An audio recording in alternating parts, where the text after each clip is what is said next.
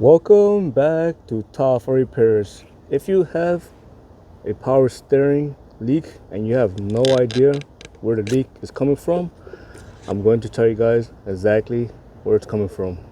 First, start by checking the steering rack dust boot. This dust boot can hold a lot of power steering fluid in it before it starts to leak out.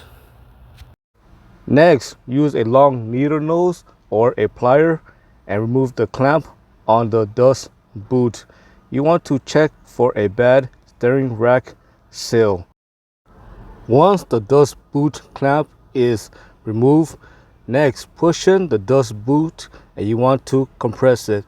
If there is power steering fluid in it caused by a bad rack and pinion or steering rack seal, this will cause power steering fluid to leak out of that area.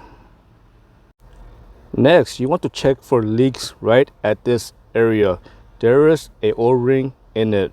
If the O-ring goes bad, it is going to cause power steering fluid to leak. Next, you want to check for leak right at the pulley area. There is a seal right behind that pulley, and if that seal goes bad, it is going to cause a leak. Next, you want to check the power steering line, especially at the crimp area. This part always tends to leak, and make sure to check both of the power steering line for leak at the crimp area. Next, check for leaks at the power steering pressure sensor.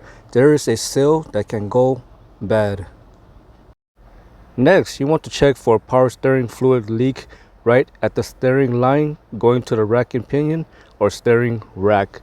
As you can see, this line has been leaking for a while and there's a buildup of crud and dirt. Next, inspect the power steering cooler. Make sure the lines on the cooler is not broken or it is leaking from the cooler line. Next, inspect the fins on the power steering cooler. Sometimes a rock or a random road object will hit the cooler and cause damage on it. So again, check for wet spots on the power steering cooler. And of course, inspect the power steering reservoir hose. Make sure the hose is not cracked or torn. Also, make sure the power steering reservoir is not cracked as well. Here is another example. Make sure the power steering hose is not cracked or broken, and make sure the clamp is not rusted or loose. Here is a way to check if the rubber hose is bad on the power steering system. All you have to do is pinch the rubber hose.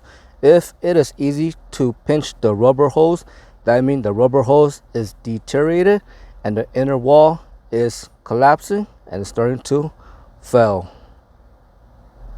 So that's how you check for leaks in the power steering system. I hope you found this video useful. As always, thank you for watching and subscribe to Top 5 Auto Repairs.